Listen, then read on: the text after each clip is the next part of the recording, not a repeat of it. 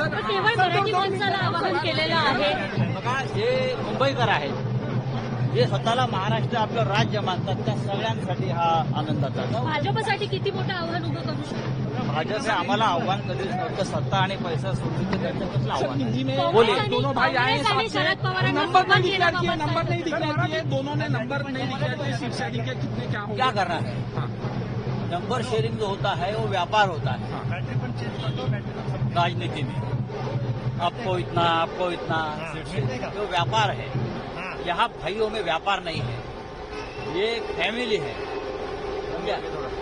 हम देख लेंगे हमको क्या सर करना आपने है. कहा कांग्रेस को भी आखिरी ये मूवमेंट तक कांग्रेस बोलेंगे को कि- हमने बहुत बार रिक्वेस्ट किया है कि बीजेपी को अगर हमको हराना है तो आपको साथ आना होगा.